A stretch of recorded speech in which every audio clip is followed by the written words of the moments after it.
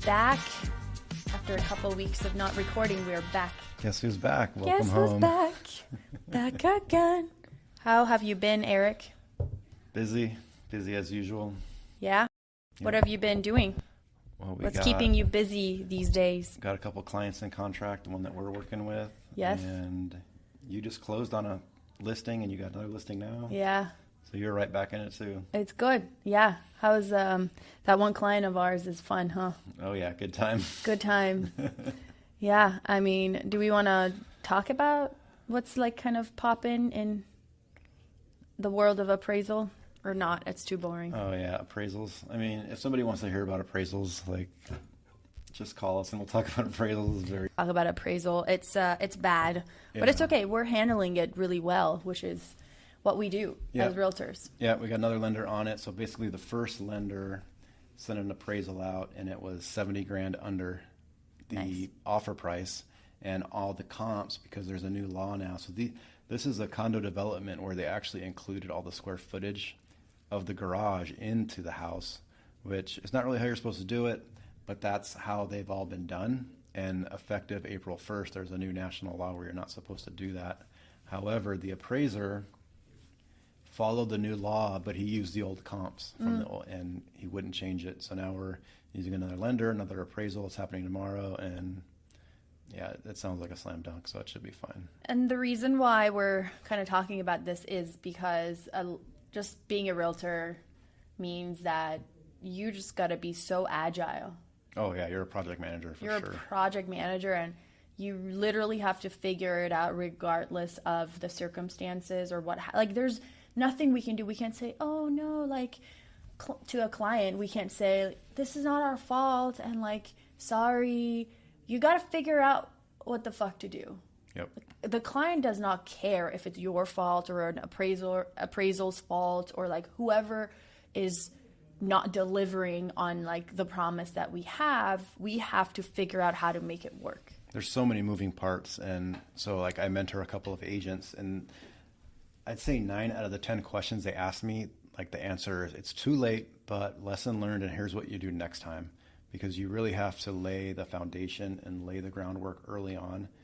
And you are a project manager and you're going to be dealing with 100 different things, and you really have to kind of address those before they happen and acknowledge them before they happen, and have a game plan. Because when you're in the middle of the fire, there's really nothing you can do to fix it other than just do your best and try and put it out. But I mean, and this is a good example of that, where it's like now we're just in the middle of it and we got to just figure it out. But because nobody knew, like, but neither of us knew about the agents knew, the lender didn't know, nobody knew except the appraiser about this new law, and we kind of, so everyone gets blindsided sometimes. Yeah, and even the listing agent, they literally just sold another unit in the same building, did not have the same issue. So we even had a precedent for that literally identical unit next door to say, what the fuck, it appraised, no problem. Rules changed, laws changed. Here we go. Yep. We got to figure it out. So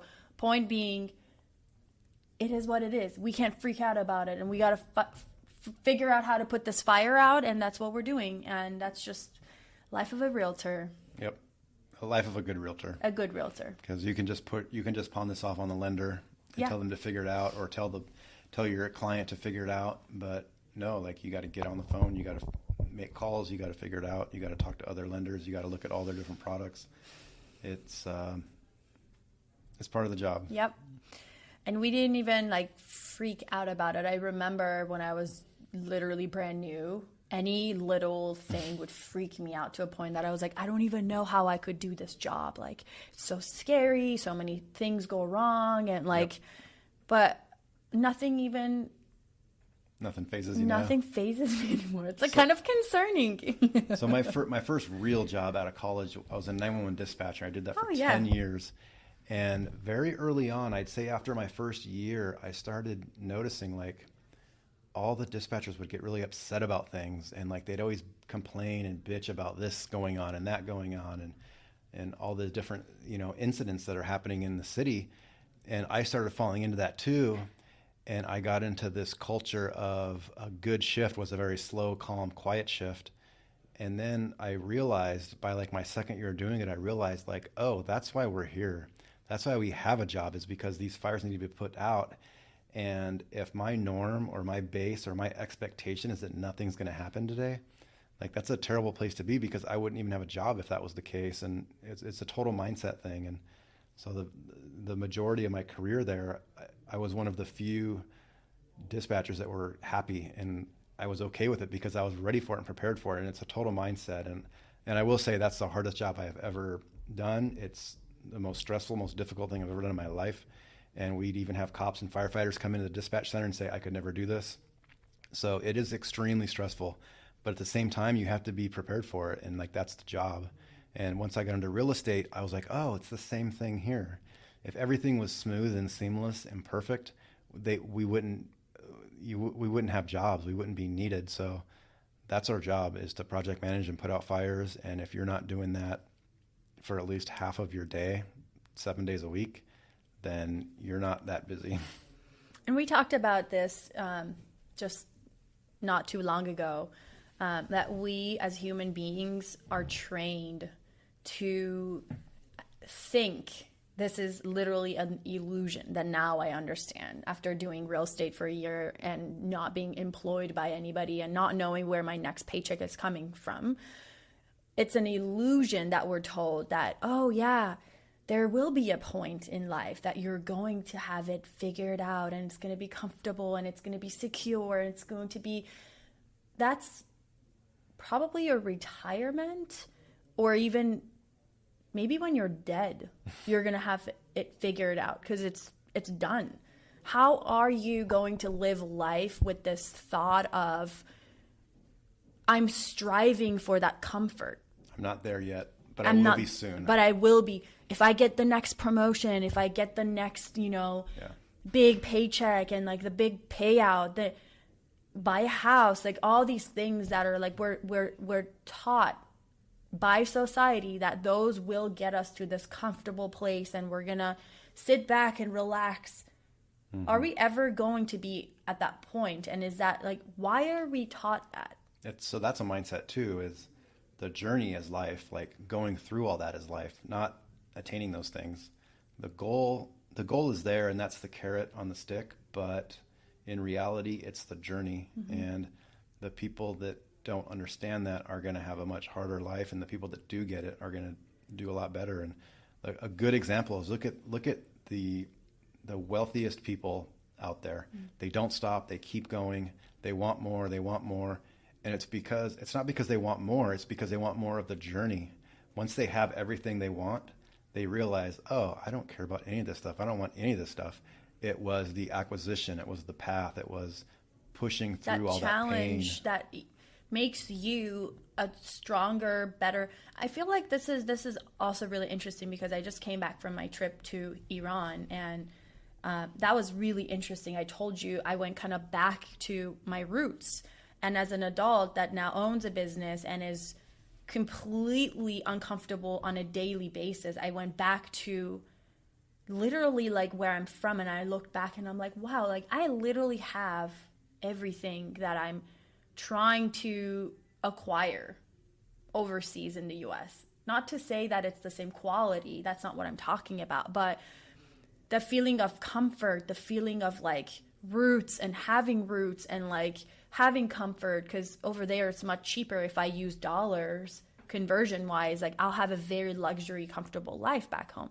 And I'm already more advanced than like probably half of the population in Iran. So it's easier for me to stand out when I go back in Iran than stand out here in this society that it's super diverse, super complicated, and like very advanced. It's an advanced country that we live in. So going backwards for me was almost like, I asked this question, why am I choosing the harder path versus I can just move back and like I'm going to be close to my parents and I'm going to be living a good life and I'm going to actually earn a higher status in society probably by like working half as hard in a matter of maybe a year or two. But why am I not choosing that path? And I think that was me realizing that, holy shit, the acquisition of all of these skills and little things in life here is so challenging that it's actually helping me evolve as a human being much faster than I could have ever acquired. And that's life, and that's living. That's what we're, and then it's more of the mindset thing, because we all do that. We all grow every day. We just all grow at different paces. But once you realize that process of growing is life, then it becomes a lot more fun. Yeah.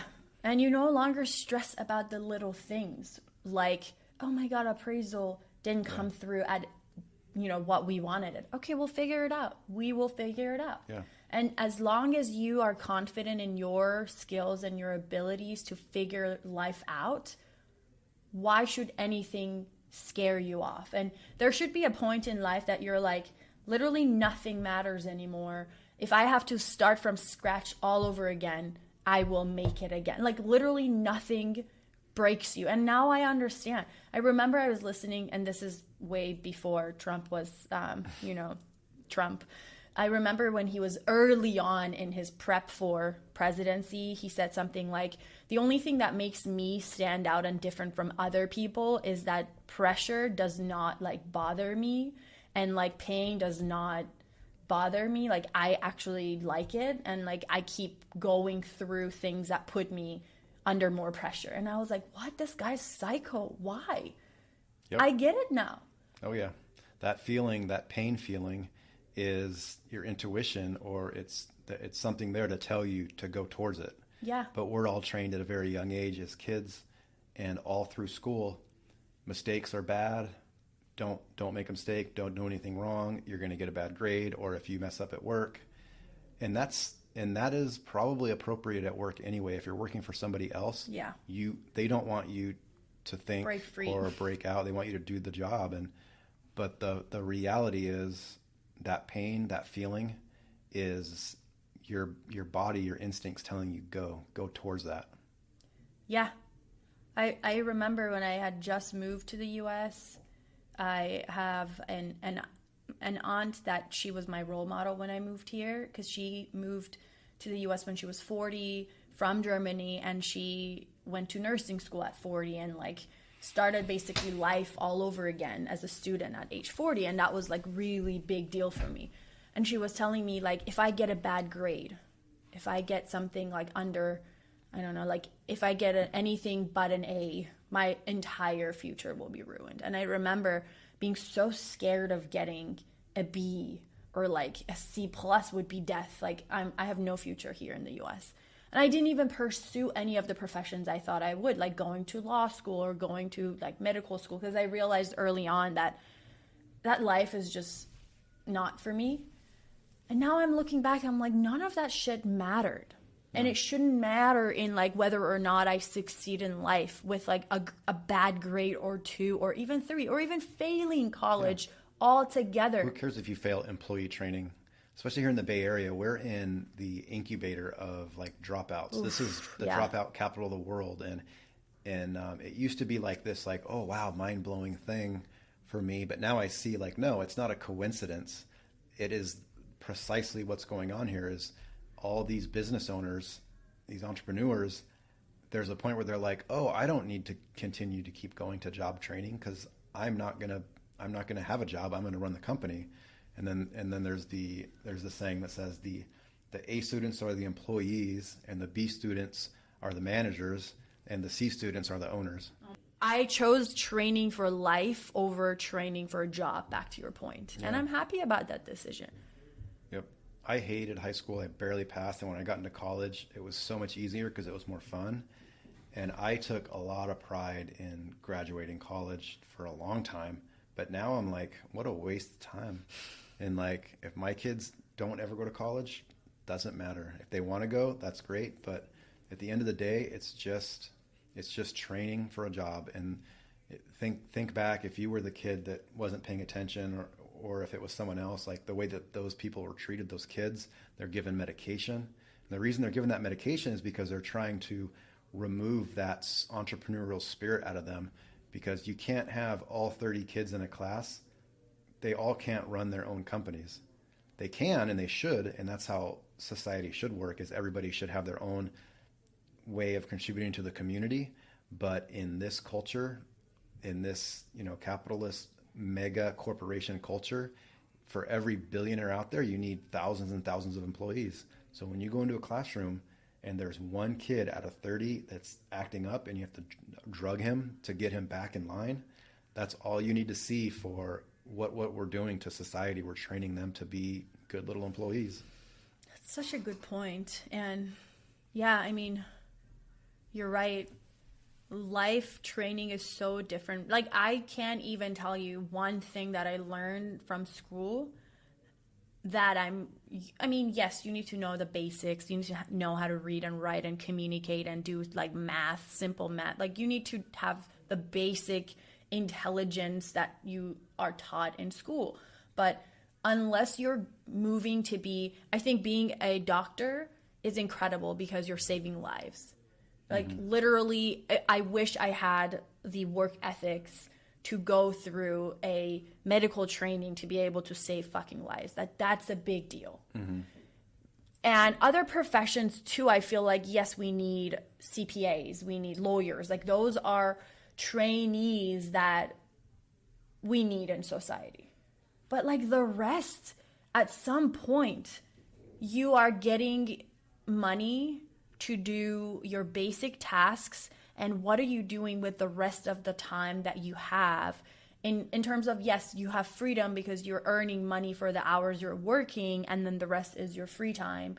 But like, what advancements are you achieving in life that will help you advance as a human being, like become a more Are you growing? Are you growing? Developing? Like, are you growing as an helping employee? or are you helping somebody else grow that owns a company? Yeah. And like, that's why people need time off, and they need the weekend because they're weekend, and in the morning they're morning, and it's because they're stuck. And like, once I got into real estate, I realized like, wow, I've never worked so hard, but I've never been so energized. Yeah.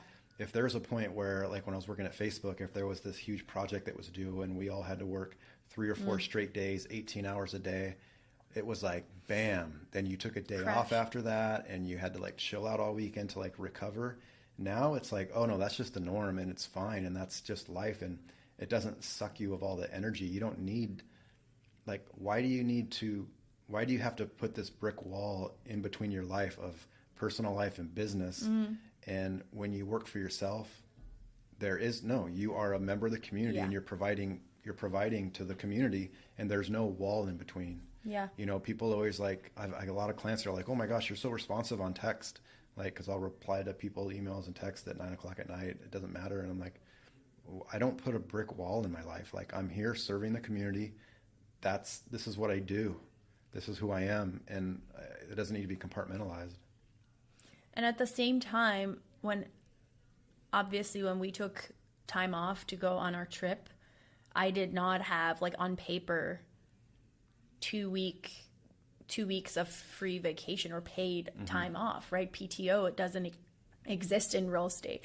But at the same time, you didn't have to request time off. I didn't have to request time off. I was like, I told my clients, like, I'm handling our listings, and everything was in order when I came back. And like, I was working from like 1 a.m. to 4 a.m. every night, because it's like 10-hour time difference. And I was, still making money and like making progress and all of that. And then I came back. The day I landed at around noon.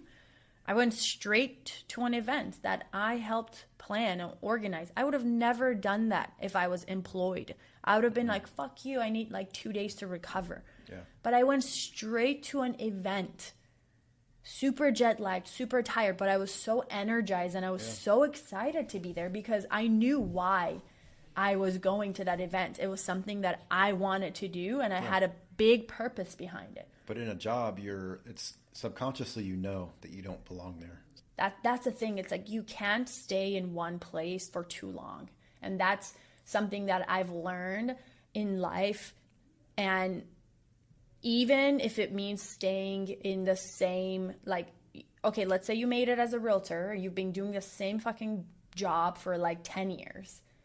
It's time for you to explore other things, like get on social media, try a new like avenue, because the moment you get comfortable with what you have going on is when you will die as. Oh, yeah. Like, and that's something that was really hard for me to, because I was like, I'm gonna quit corporate, I'm gonna go into real estate, and that's it. Like, that's it. That's my advancement in life. No, a year later, I'm like, fuck, like, it's time to grow again and get uncomfortable. I was just starting to get comfortable. Yep. Well, that's what you have to reset. You have to always be uncomfortable. You have to recalibrate. There's a really cool quote from Mario Andretti, race car driver. He said, if life starts feeling comfortable, you're not going fast enough. And you have to always recalibrate. Like, I had that moment too. I was talking about how like I felt so great when I finally like, broke free and started, doing very well. I let myself kind of live in that moment for about 3 or 4 months, and then I recalibrated, and I made more unattainable goals.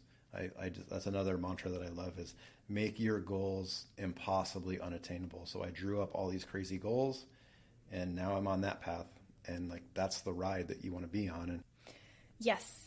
And I think back to your point, well, first of all, me having global view helps, but even for you, you moved from a different state. Do you feel like life is more comfortable in the Midwest? Oh, totally. There we go. That's what I'm trying to say. Very slow speed. That's what I'm trying to say. So like you still I freaked out and had to leave. Once I got comfortable, got my real grown-up job. Yeah.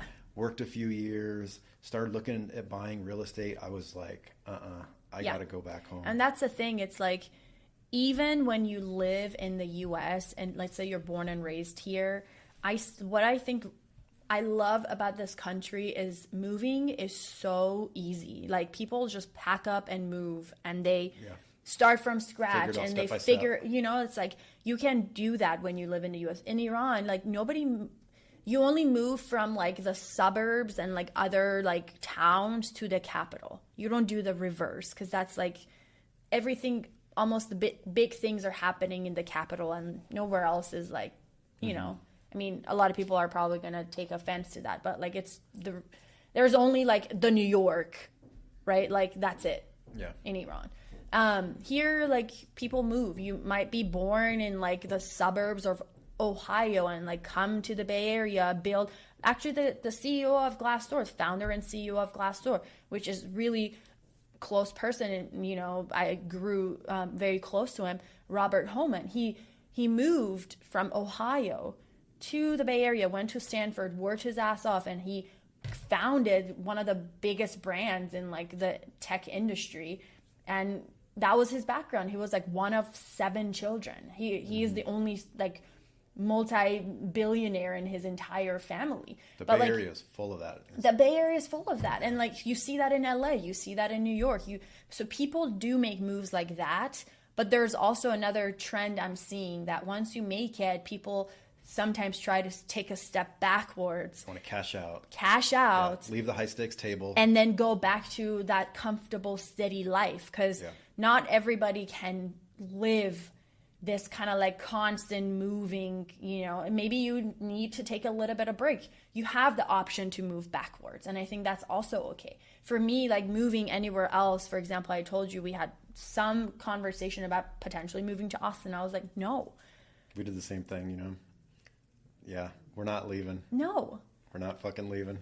Hold the line. Hold the line. It's like, this is where the growth happens, because it's fucking hard to survive. Those were my parents. Yeah. They lived in San Jose. This was in the 80s when I was a kid, and my dad worked at the post office, and this was before they had cost of living differences for salary. So we moved up into Wisconsin, where he was from, and got the exact same salary up there. So, doubled his salary overnight. But, whenever I talk with him, he always kind of like thinks back like, oh, when I was there and this, and he always has these stories. And I always thought like, okay, that's kind of cool. That's like his little origin story, I guess. But now that I'm here and our friends leave one by one, I'm like, oh, wow, like they are doing the same thing that my dad did 40 years ago. They just like, you know what? Can't do it. Can't make it. I'm leaving. And so like there is definitely a sense of pride if you can stick it out here. And I think there's like something you need to realize, though.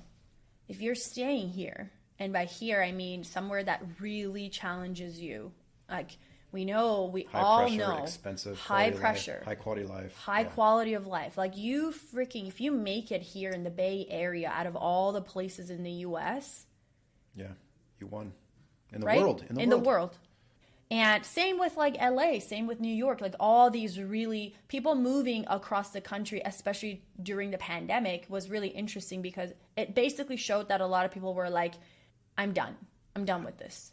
Like, get me out of here. I want to go somewhere that's easier to live. To fine. decrease your cost of living in exchange for decreasing your quality of life is something that not everybody wants to do. But if you have to, you have to. Yeah. Like, we thought about it too, just like you did, and I'm glad we stayed. And I do miss living in San Francisco where it's like even harder to survive. If that makes sense. But it's everything too. It's everything, and it is difficult, but like I why like starting to normalize that like maybe it's okay to have a smaller house, but be able to walk out your door and like get quality food and like get quality experience where it comes to, I mean, it's not always quality. It depends where you live in San Francisco too. It's just, not. There's bad areas, just There's like every bad major areas. city. But like if you live in a Nob Hill or if you live in like, I mean, the lower Pack Heights, it's so beautiful. Oh yeah. You walk out your door, you've got the parks, you've got the beautiful views. Well, and people want to sacrifice that for more square footage, or like, I understand the appeal on living on an acre or a 5,000 square foot house, but at the same time, no, I'll take my 2,000 square foot house and be able to walk to the Metallica concert, or I walk to the Warriors playoff games, or there's a Giants game. Let's take a 5-minute lift there, or what do you want today? Let's go out to eat. Do you want, Indian, Italian, Pakistani, whatever you want. Like there's an Ethiopian place. Let's go walk over there. Like to have all that, and just there's so much going on that, because I went all through my teens and 20s. I was in the Midwest, and so when we wanted to go see a baseball game in Milwaukee, it was a weekend, and we had to plan it 6 months out. Yeah, we had to take time off of work, and we get hotel rooms. Now we just it's like Wednesday, and it's like noon, and it's like, oh, the Giants are starting in an hour. Go. You want to go? Yeah. Like, okay, 15 minutes later, you're in the seats. When I first moved back to the Bay Area 15 years ago now, we lived very, very poor. And I thought about leaving because the analogy I use is like, we're in this huge, amazing place, but we're like a servant. Yeah. And I would much rather be the king of a shack than a servant of a mansion. And now, it took me, 10 years to finally like get to the point where it's like, oh, wow, like, now I get it. When you can afford to work, live, and play here, it is pretty special. Yes. Well, people move back all the time. One of my clients right now that I'm helping sell their house in San Jose, all their kids graduated college. They all have their jobs. They want to come move to the marina in San Francisco and buy a duplex and have a family property for the family trust. And they want to have the San Francisco lifestyle for the last, 30 years of their life.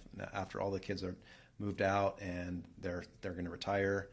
And that's amazing. Not everyone does it that kind of a move. They usually flip the other way. Yeah.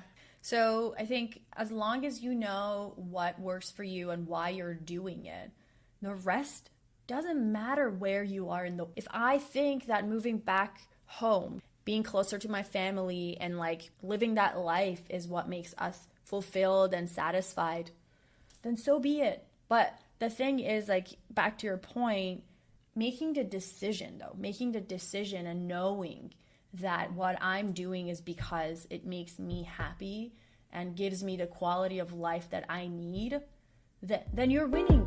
You're winning in life. You know what decision we need to make us feel happy? What? Where are we going to go eat? And just go eat. That's what we do. See you guys next week.